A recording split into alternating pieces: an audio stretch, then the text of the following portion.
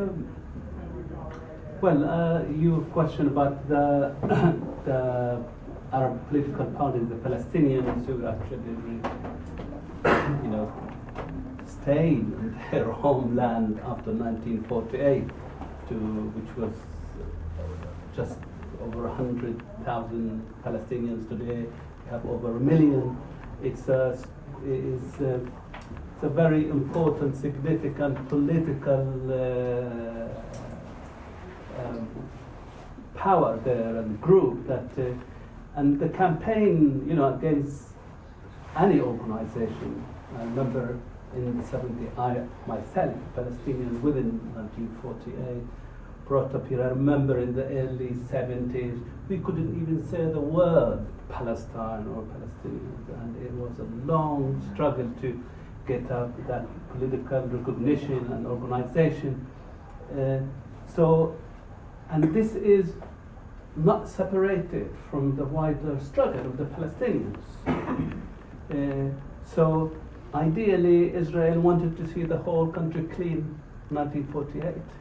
And there's a lot of documentation, from the military leadership and political leadership after 48, how disappointed were they that then about 100,000 haven't been expelled.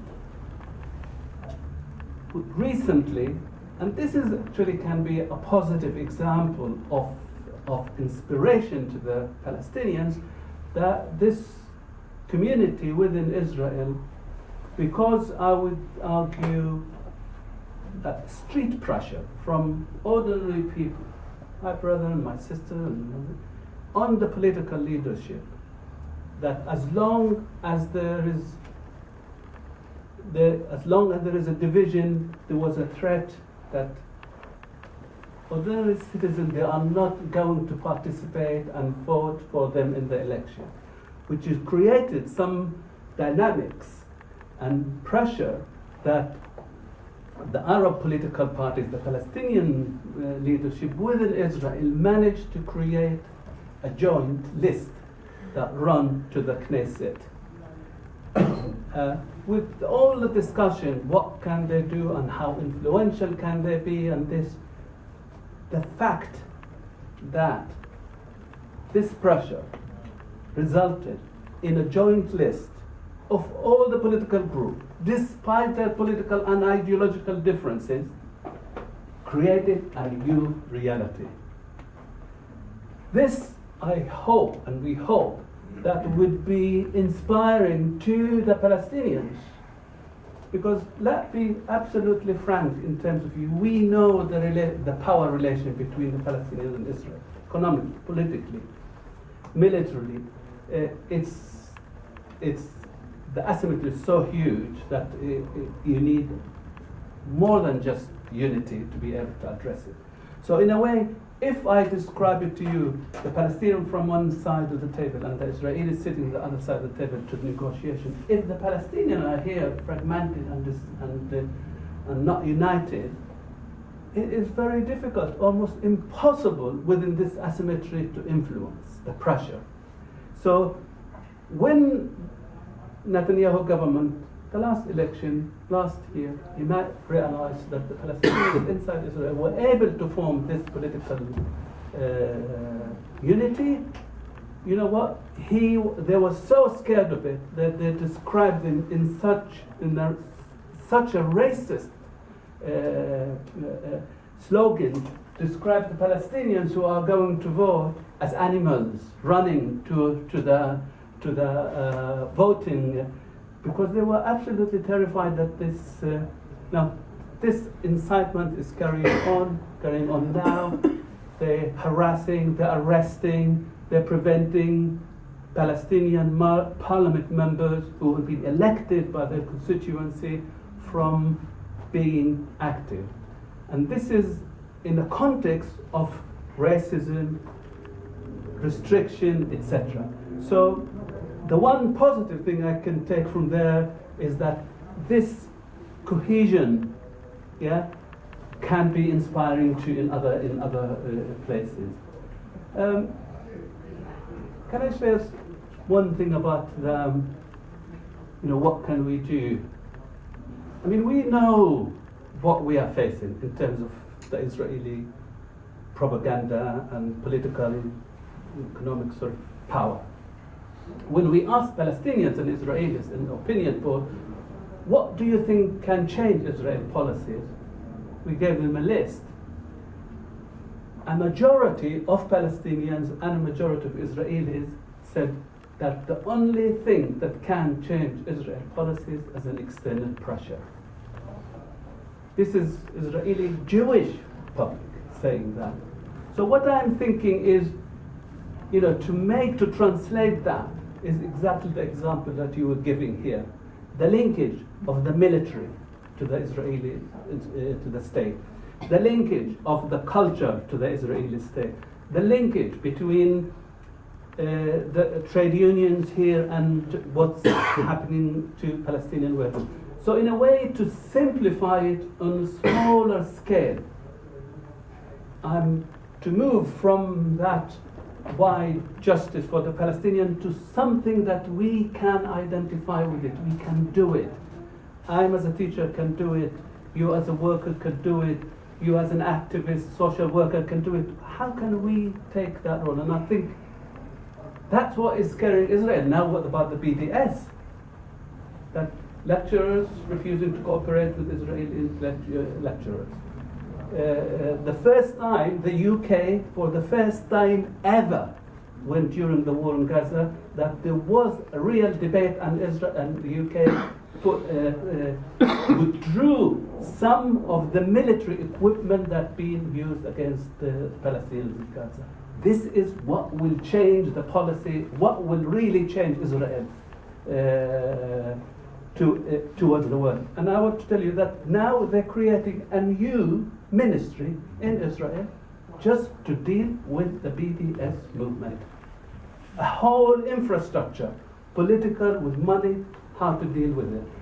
And this is what's not going to make it easy. It's just, if it gives an indication, gives us that they are actually very worried about it. With the whole money support they have from the rest of the world, particularly from the US.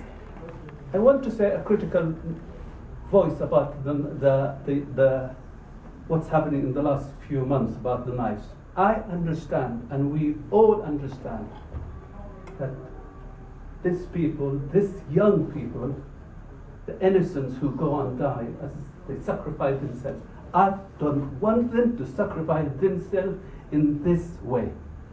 I want them to be able, I don't want anybody to sacrifice themselves full stop. Nobody. Everybody, these 13 years to 14, 15, 16-year-old, they have years to live. Why to sacrifice their life in this age? I want them to have the hope to be able to fight. But we know why they're doing it. And we know the desperation that leads into that. What I am disappointed, and I want to leave Israel aside because we know we can criticize and we know what they're doing. I am disappointed that Palestinian leadership is not standing clearly saying, we know why is this, we understand what it is, we know that the Israelis in the end of the day and the occupation responsible for it, but we want to stop it. We want an alternative to it. And the issue is, I think that there is no alternative for the leadership at the moment to provide for these young people. So they end up getting two messages. From one hand, it's heroism and martyrdom. On the other hand, no alternative, constructive, and they're not saying them. And this is where I would like more Palestinian critique of it comes from inside. And we are not getting that. And you are friends and you are people committed, and you can say that too. You have a role to be able to reflect that, not in any patronizing manner, but in a manner that you are committed and you are really support the case of the Palestinians. I think before I go to the other two speakers, I'll just take one more question. Sorry, I'm taking. The way forward is to educate with love, not fear, and not to react to the controlists and the religious groups. Love is always better than fear, and stop all the killings and hate, and educate with love, not fear. Don't react to the controlists or religious prudes, and don't have to agree with everyone who says something to you. Okay, Memo, do you want to respond to all the other three, including this one?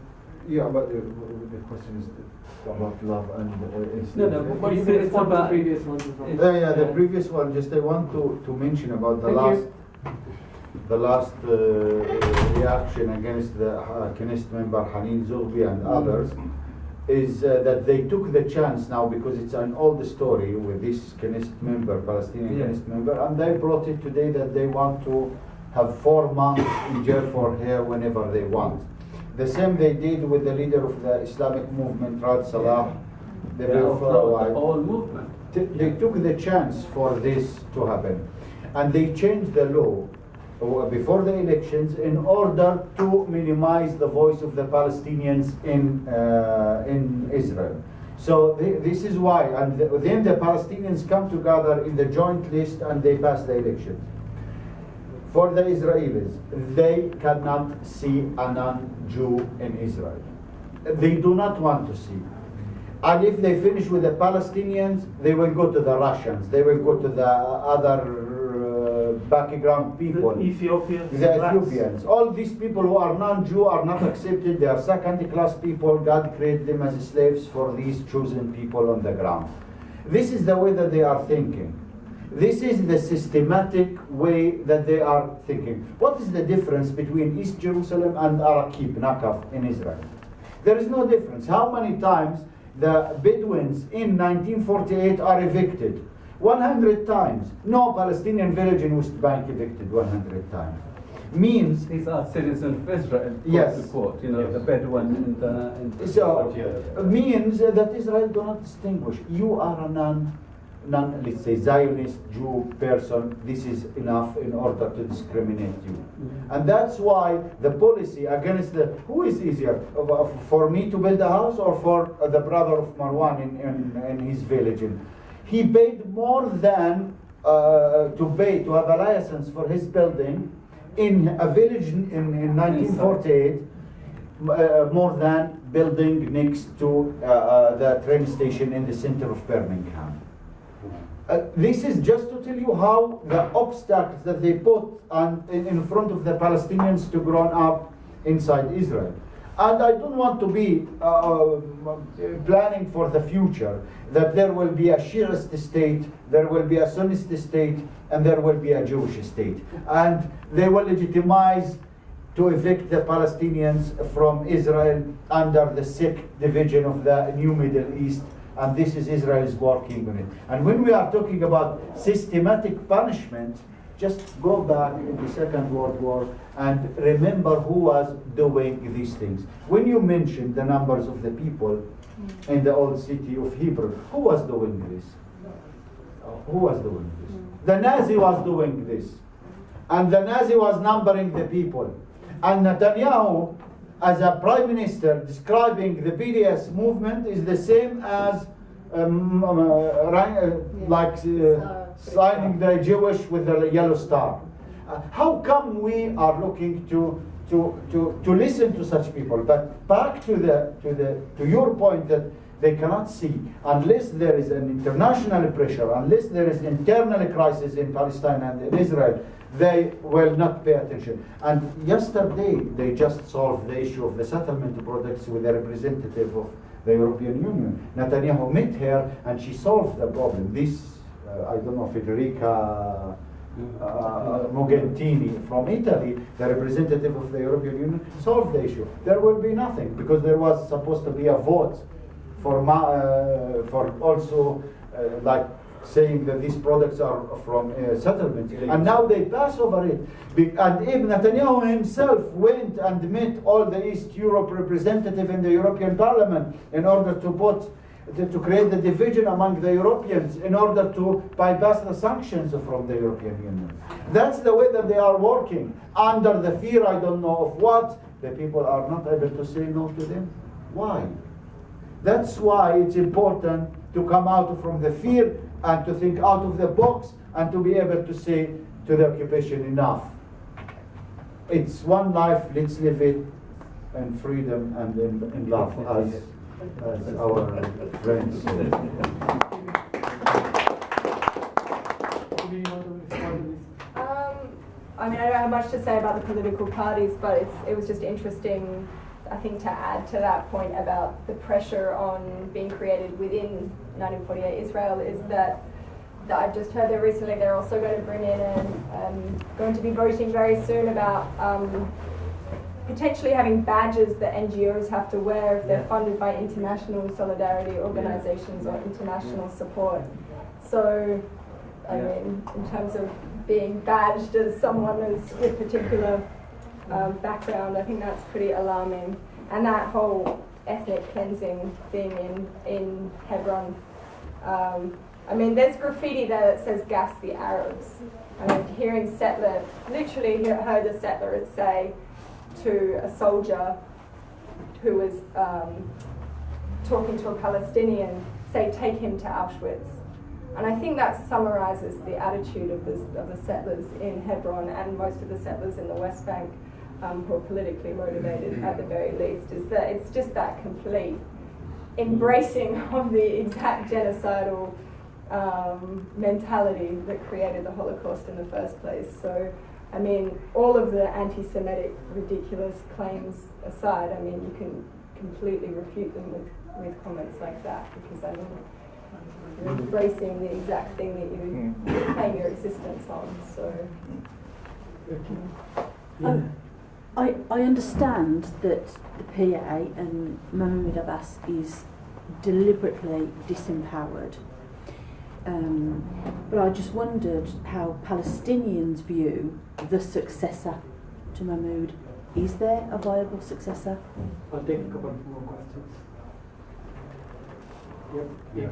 I was going to raise the point about the Ministry of whatever opposing BDS that the Israeli state has now got. And I was just going to make a comment that sometimes the reaction of the Israeli state is not necessarily a sign of their strength. No. It's a sign of their fear about what is happening, because the BDS movement is growing significantly. I don't want to overstate it, but you know, it is having an effect. And the reaction of the Israeli state is not one from a position of strength on that front, it's from a position of fear about what it can lead to. So I've got two questions really. One is, the people involved in Palestine in popular resistance, non-violent resistance, whatever, what is their sort of view? I know civil society in Palestine almost unanimously called for BDS. You know, what's their view of how it's working and what could be done, if anything, to make it work more efficiently, better, faster? And the other question, I suppose, is linked to that. You talked about Fatah and Hamas. There are other threads in Palestinian political society, as I understand it, one of them being an organisation called the Palestinian Initiative, that I know has been involved in weekly Friday demonstrations in Berlin, and produced I wouldn't say propaganda DVD, that sounds bad, you know, an information DVD called Our Story, and has been trying and has been calling for BDS. So you know, what's the strength of those organisations inside Palestine that are trying to pull people together in a political sense, rather than in a sort of social, smaller scale? I'm just going to take one more question before the answer. Anybody?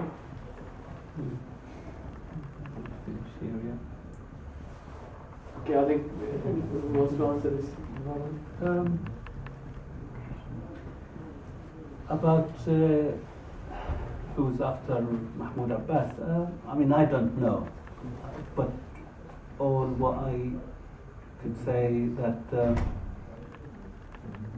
we need to move to a position where a new election could happen and this election will include Hamas. And with that, this is not really moving us forward. I mean, I don't want to speculate. There's a lot of opinion polls saying giving this person that much and that person that much. The principle is that you need a transparent, open, democratic process that will be respected by everybody, including the international community, and not start putting condition for us who to vote to and who not to vote to, please. And not to say we are with democracy, but when we vote for Hamas, this is not democracy. It is, and people there, they know that, we know it, we see it, people see the double standard. So there is no need to lecture on that. Let the Palestinian take the road towards some sort of, I wouldn't even, if you ask me personally, I would say, ditch the election aside and create some unity based on consensus rather based on just election, because this is another, perception of, Western democracy is the model, so one vote per person, rather than creating some sort of dialogue, a consensus internally that can lead and establish, form of, hope to people. About the BDS, the majority of the Palestinians see it as very important action to be